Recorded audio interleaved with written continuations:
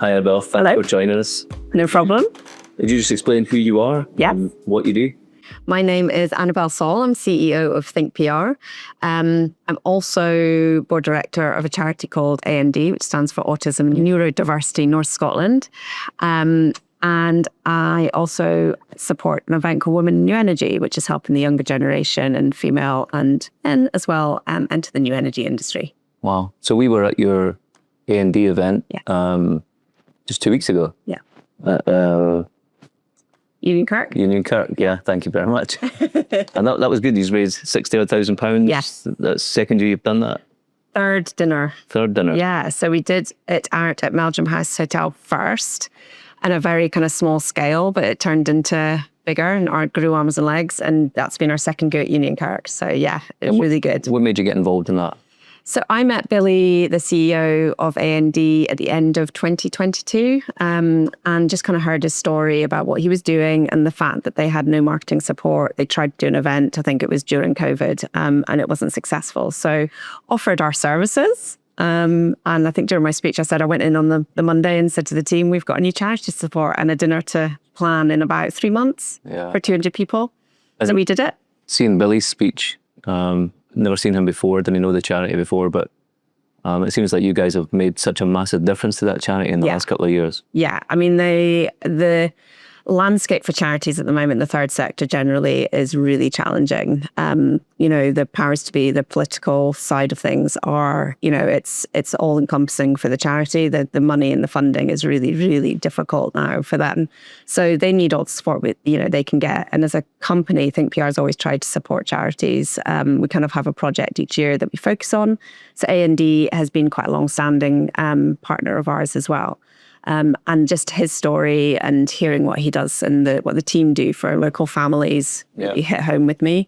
So the profile raising and just really helping him engage with the public and kind of explain what they do for local families as well was really important. Just helping open some doors. Yeah.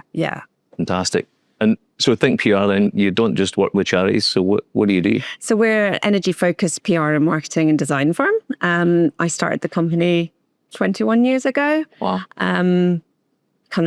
Went into it a little bit blind, but it kind of, again, has grown and got a fantastic team. We work with businesses in Aberdeen, but also globally as well. So a lot of businesses that are looking to raise their profile in kind of key regions around the world as well, in the energy hubs. And we've worked with some of your clients through OGV, either in Dubai or in the US. Yeah. We met with some of your staff in Houston. We've met with your guys in Dubai. How do you take an Aberdeen PR company and pick up clients all around the world?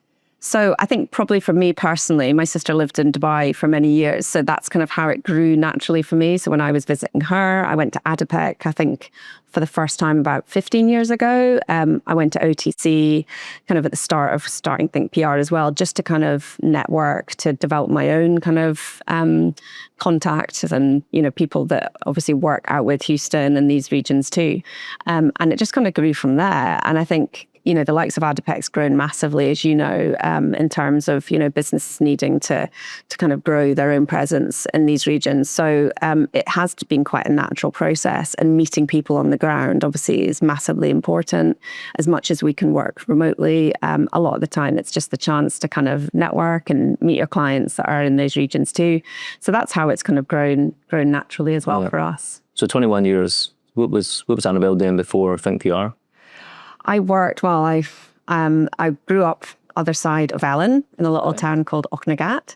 I don't know what that is. And went to Ellen Academy and then went to RGU and did a degree in corporate communications. Didn't really know what I wanted to do.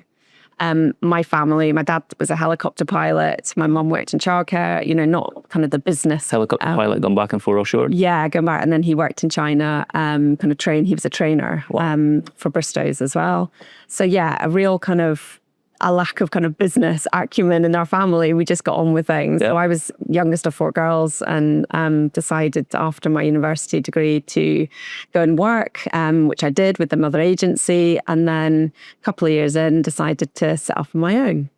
And what made you decide to do that? I don't know. I think for me, the driver was I saw there wasn't many agencies at that point, and it was very big kind of clients and big retainers and big kind of budgets. And I saw that kind of niche for this kind of startup at the SME market. So was the attractiveness the money? The flexibility and just kind of wanting to kind of give it a go. Okay. I don't really know where that drive came from, to be honest. But I always thought, if it doesn't work out, I'll just get another job. Yeah. So a couple of small clients I started with, and actually one of them is still keeping contact. Roger James, who's the at Port of Aberdeen now. Wow. He was one of my first clients. So Who was he then? What was he? he was at ICOR, a company called ICOR, which was taken over, I think it was by Stork. So how did you find your first clients? How did you get work? Just kind of went to lots of networking events. So it was all the kind of networking lunches and the mornings, where you would go and stand up and say what you did and, just force myself. BNI type thing. BNI, BNS, the kind of local network. Yeah. And I think I pushed myself out my own comfort zone to have to do that. Like I'm doing here. Scary, yeah. Yeah, which is important. Yeah. And then, it's about personalities. It's about building relationships. Working with people who then recommended me to other people, took on my first member of staff, moved offices, grew that way. And just over time, it's just kind of, built up that reputation. And I think it is about people and about how we work. And that's so when you've done that 20 years ago, you got a BNI, BNS, finding your first client, is Think PR today what you thought Think PR would be 20 years ago? Oh, that's a good question.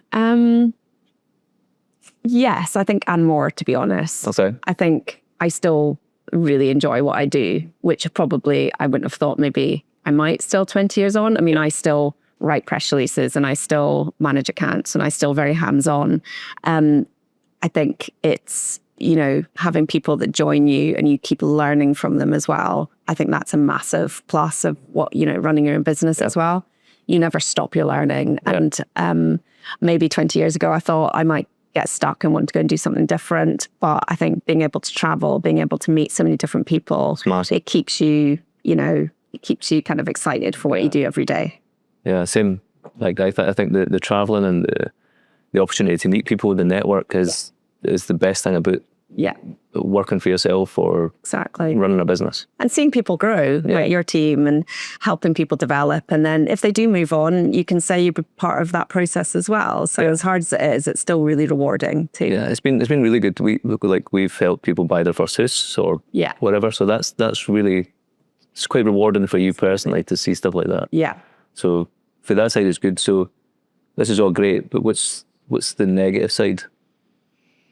Oh, I mean, don't run through them all. Just give me the top negatives. The challenges of running a business. You're always thinking about, you've got salaries to pay, you've got people to support, you've got a building, you've got things that you have to pay for. And it's, you can never control the market, especially in the industry we work in, political influences. We've had the pandemic, we've had the oil crash, we've had a recession. We never necessarily know. And as a marketing company, it's sometimes the first thing that is cut. So I think that's always, as much as we believe in what we do and the difference we make, it is sometimes not in your control, no matter how good a job you do. Yeah. So there's always that to think about. Making sure that, your people are supported and, as I said, team changes and being able to kind of navigate that as well. Yeah. But certainly I think as a business owner in this day and age, the challenges we've had, not with norm. Everything that we've had to deal with, working from home, COVID was massive, wasn't it? It's changed. How did COVID affect your business? I know from my business, we were good January, February, I think was our best 2 months, I think, ever as a business. And then everything kind of went to shit in the March. Just like that? Just like that. Yeah. And we had a few companies phone up and maybe they were advertising with us for 12 months or whatever and just cancelled. We're just going to take a break here, see what happens. Mm-hmm. We had an event at Teca, which we had to postpone. Oh. And our whole business just disappeared almost. I think we had like 40% of our business left. Same. And I was looking at my bank thinking I can survive for 3 months. Mm-hmm. And then after 3 months, I've just wasted 4 years of my life trying to build this. Yeah. So how was it for you? I mean, pretty similar. It's about people, wasn't it? What we do and events and socializing. And again, overnight, I feel like half our client base gone. And not because anything we did wrong, it was literally like, we have to do this. We can't travel. We can't operate. And for me personally, I was going through a massive shift in my own personal life. So I had 2 young children that I was trying to suddenly homeschool. And I was a single parent. And then I had my business as well. And you couldn't meet with people to kind of say, are you okay? And what are we doing? And how are we going to navigate? Or just for people to see if you were okay. Exactly. Yeah. So I was like, suddenly couldn't see family, couldn't see friends. The whole network of your support was just gone. Yeah. And then, all right, we're going to do things by teams. Like, I'm not tech focused at all. So suddenly having to change into this, like, behind IT was really hard as well. Yeah. So business now, from pre-COVID to post-COVID, how has your business changed? Definitely there's more awareness that you can do things remotely, which I think is really positive. But for us as a team, we still want to be back in the office and face to face. It looks like your business is more global now than it ever was before. It is, yeah, which probably, I guess maybe that's a positive as well. That businesses know they can have a marketing company that's based somewhere else. So yeah, for sure. That was a positive for them. Yeah, maybe that's been a really good thing. I never thought about it.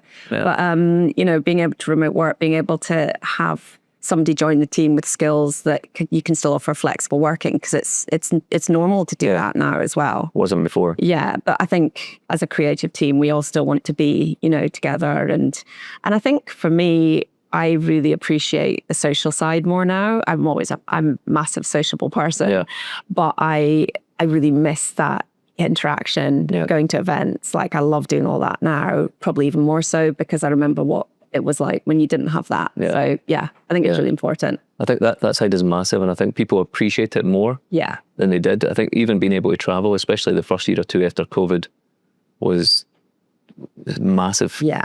Just being able to go meet people again, and like you said, no behind a camera. Exactly. So that side is very positive. Away from Think PR, so 2 kids, you just had a baby. Yeah. So how are you managing 3 kids, Think PR, 20-year-old, charity events, everything else? How are you doing that? I just love it. I love being really, really busy. I think I just kind of got on with it. Yeah. My older kids they love what I do and they understand it now, which is really nice. And they I want to be that role model for them, which is really important to me as well. And having support from family. What age are your kids? 11 and 8, and then 3 months. So one going into academy or 2? Yeah, Betsy's about to start academy. Yeah. So I was at their school. I did a talk at Betsy's school just a few weeks ago. She put me forward for it. She's like, Mummy, I want you to come and talk about what you do. And I was like, oh God. So yeah, did that and things like that. It does, it's really good to be able to show this, especially the girls in school, that you can go on and do what you want to do as well. And then, so on the girls thing, so women in new energy. Yeah. That's another thing that you mentioned that you're involved in. What is that? So Bina and we kind of had a bit of a concept that we wanted to try and hold an event to kind of share what the industry is doing to support, women, but also what the men are doing to support women. So it's not just about women, it's very much about the industry in the new energy sector as well. So obviously hydrogen, carbon capture, renewables, all that kind of side of things. And I think, it was an event to kind of showcase what, senior people were doing and how I'm hosting a panel at this month's one on DEI and kind of what we're doing to kind of support that in kind of leadership roles. So I think it is really important for businesses to be able to do that, but also just show opportunities for the younger generation, but also graduates and people that are perhaps changing careers, what support there is in the industry to be able to do that as well. So the event is kind of based around those themes. On the 19th of June, it's at Tech Up. So yeah, so good. Okay. So a lot of people say to me, you're doing this or you're doing that. Do you ever sleep? Do you sleep? Yeah. Sleep well?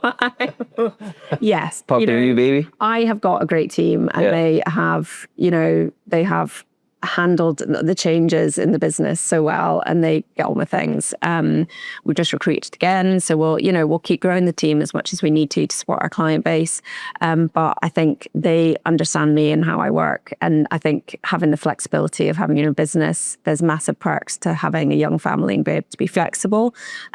Likewise, I work at night and I work first thing in the morning and I kind of fit in when I can. You work around it.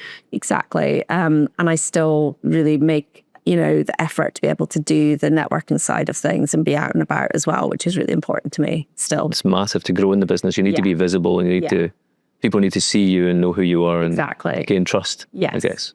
So who is Annabel away from Think PR then? So we've done Annabel pre-Think PR, we've done Think PR. Who's Annabel away for that?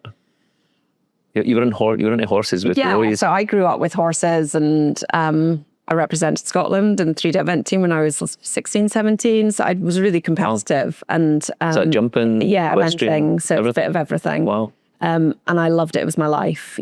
School was fitted around my horses. So I got my hires, and the aim was always to try and do it professionally. But being based in Aberdeenshire, it's really hard to do that. And it's a huge commitment. So I kept competing right through university and through my kind of younger adult years. My mum still horse rides. She's 79 this year, and she's competing in dressage. Yeah. She's amazing. And, my sister still rides, so I still get to go and your daughters? Yeah. No, sadly. I did try and push her into it. Yeah. More for me. But no, it's something that, and again, like everything, it changes. The sport's changed a lot. So the cost of it and the commitment is very different to what it was, when I did it.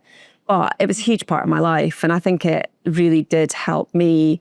I've got a great group of friends still from, my kind of horse riding and pony club and all that. And I think it teaches you a lot of life skills as well. So it was good. It's good fun. And so now I just go to the gym. Gym and drink. Yes, gym and wine. So what are you then just bringing up the kids? Is that your main focus apart from Think? Yeah, and keep seeing friends, support my family, and being really active. Got my dogs, and I love being outside, and just doing that and socialising as much as I can get away with. And if you were 20 years ago before and thinking about starting up a business again, would you do it again, or would you have took a job? I would do it again. Yeah? Yeah. I think even now, I'm still learning about, pushing myself out my comfort zone and still developing myself. It never stops. And I always think, would I like to work in an in-house position? I don't think I would, because there's so much variety in what we do. You get to meet so many different people. You get to learn about different businesses, different technology, different challenges that different business owners have. And I don't think you would get that if you were in one position. Yeah. So having a business, there's massive challenges, but there's huge, huge benefits to being able to kind of experience what we do as well. Yeah. What would you say is the biggest thing you've learned about being an entrepreneur or self-employed? Or I think my weakness probably is being a little bit too trusting. So I think I've definitely learned over the years that it's okay to trust people and put your faith in people. I will never want to stop doing that, but also be really aware that not everybody thinks the same way as you do. Yeah. Do you think you're quite empathetic? Yeah, massively. Probably too much sometimes. Yeah. I think that's a trait for business owners or entrepreneurs, that they're maybe too empathetic. Yeah. But maybe that's just because there's too much thinking. Yeah. I don't know. I get told that. And also that's why they get involved in charities. Exactly. Yeah. And I get told a lot by people that I'm probably too soft. Yeah. Like my friends would say that I'm like a Labrador. Like I'm always like, I'll just help everybody. I'm friendly to everyone. And I need to be a bit more. But I don't want to change. So you put yourself in a place where you've agreed to do too many things, or you put too much, and I'll always say yes. Yeah. Yeah. You feel obliged to say yes. Yeah. Yeah. Definitely. Well, we like to try and make a difference with something, I would hope that we can all do that. I hope everybody thinks like that. Maybe not. Yeah, I don't think so, but it's good that some people do. And how would you describe Annabel in 3 words? Who are you? Positive.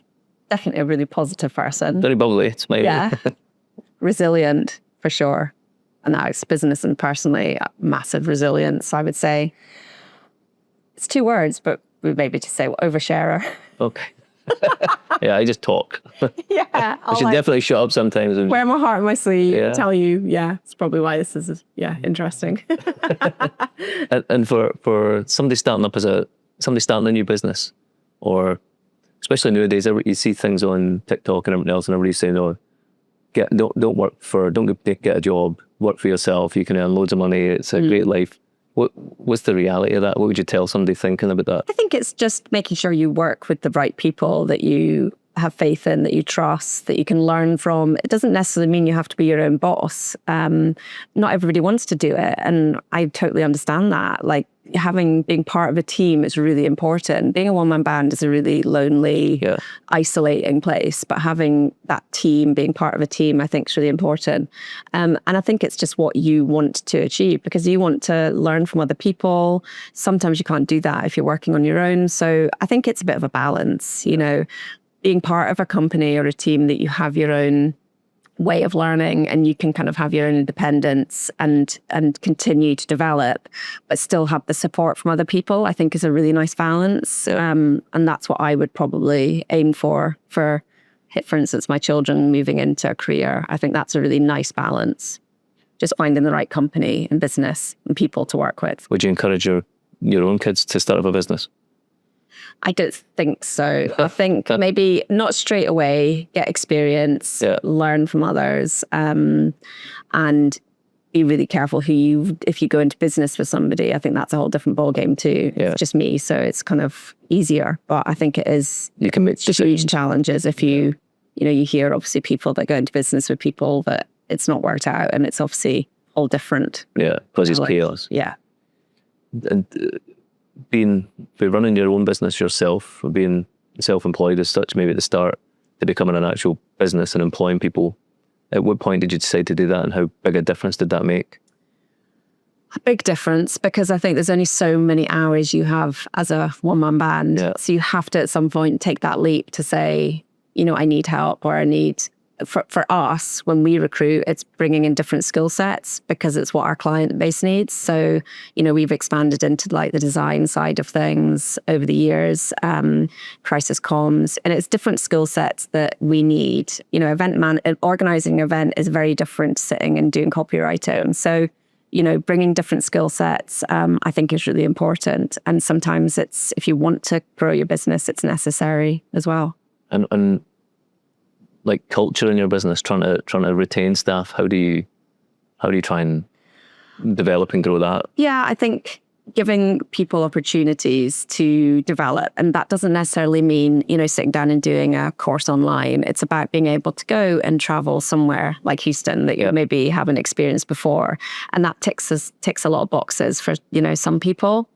Or perhaps, going to an event that is slightly, you're going to learn something new from somebody different, or bringing in a mentor for a person that, is going to help them. It doesn't always have to be, a formal training kind of program. And I think that's what we probably do really well. It's giving people opportunity to kind of voice what they need and to develop themselves, not just professionally, but personally as well, because that's important.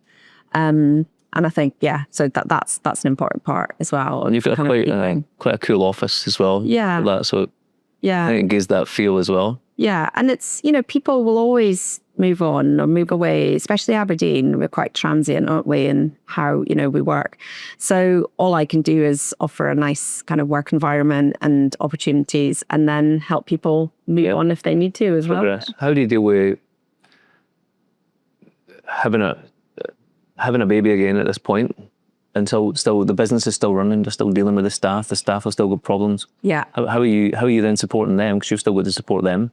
Yeah. Well, you've got your own challenges, and you're no there. How is that? Yeah, I mean, I've massively appreciative of how my team kind of continue to work day to day and take on what they do. I think always being there, they always know that I'm there at the end of the phone, even if it's like a voice note on WhatsApp, which is my friend at the moment with one hand of, having a small child. Because I think it's just knowing that they can communicate with me if they need to. And I always say that I'm always there. No matter what is going on in my life, I'll always be there to support them as well. And was there times when you were a new mother again, and shit was hitting the fan at work? Thankfully not. I mean, the dinner was probably I had a newborn, and I was still organised. I'm literally still organising a dinner for 200 people. Yeah. And my team are still doing their day-to-day jobs, and this is all voluntarily as well. And I'm on the board for the charity too, so I'm hearing all angles of the challenges that they're having as a charity, the funding, and then trying to organise this dinner whilst also having a huge shift in my personal life too. Yeah. So I think I'm so proud of myself for the first time probably. Like I never recognised what I've managed to achieve by what we did. Definitely seeing that room full of full of tables full of people all having fun and at the same time raising lots of money. Exactly. She's very proud of that. Yeah, and I actually didn't think I could do it, but I did. So I think, but again, down to the team supporting me doing that very much. Like I don't like taking credit for things because I think there's such a team effort involved. But I think being able to drive that again as well. Yeah, being able to keep driving it whilst doing what I'm doing. I think is, I'm proud of that. So proud of that. That was a big challenge. What's been the toughest time? What have you found the hardest time? Probably over the years, not being taken seriously as a woman in business. Okay. Which is really sad, isn't it? That even after 20 years, I still sometimes think, God, am I actually... In your industry, though, is it quite female strong? Or? It is, but we're working with a male-dominated sector. So although your PR is probably a bit more, not so much now, but used to be, it's very much, we're still working with, businesses that not only are you trying to educate companies that perhaps don't understand marketing, but you're then also, as a woman in a quite male-dominated sector, that's shifting massively, and which is great. But you still do get it, I think people are more aware of actually the value of advertising and marketing now than maybe they were in the past. Definitely. And it's part of people's budget now, where maybe it was something that was like, it's a nice thing to do, but now actually it's part of their growth strategy. Yeah.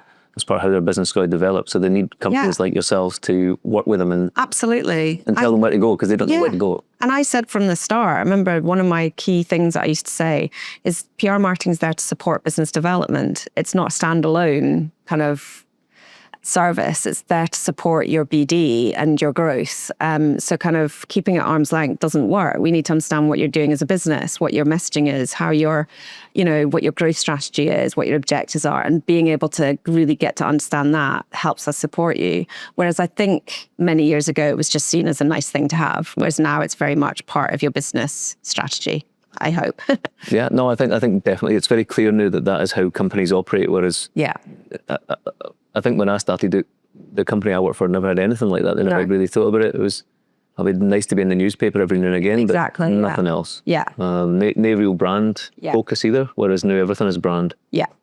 And for us as an industry, again, another challenge or opportunity, whatever way you look at it, is how the media landscape's changing. So obviously, back in the day, it was all very paper-based, traditional media.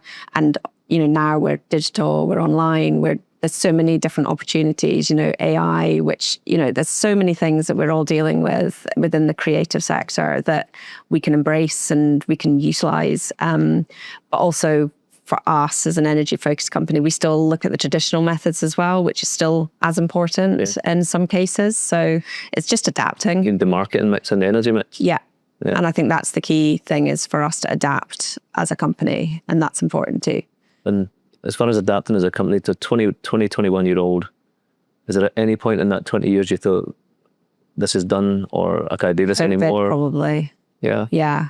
Because, mentioned like my personal situation, I was really struggling to be able to work because I was in this situation that was completely out of the blue of, being a single parent and, dealing with that. And then dealing with the team that were also really scared what was happening, trying to support them and what, we had furlough and we had working in the office, isolating, people at home and trying to bring all that together. It was huge.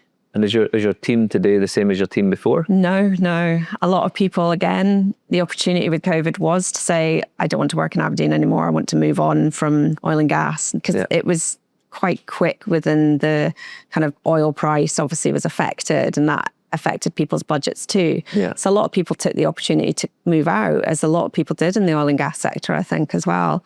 But I'm really, it was an opportunity to build a new team. And actually for me, it was an opportunity for me to get back involved in the business, which was really, good. Had you been more away from Yeah, I definitely stepped away. I had to for personal reasons. And then when kind of that changed, I had to step back into the business, and I was like, this is actually really good. This is positive. Enjoyed it again. Yeah. And it gave me back that kind of, not control, that's not the right word, but kind of awareness and transparency that I needed to build up my business again. Yeah.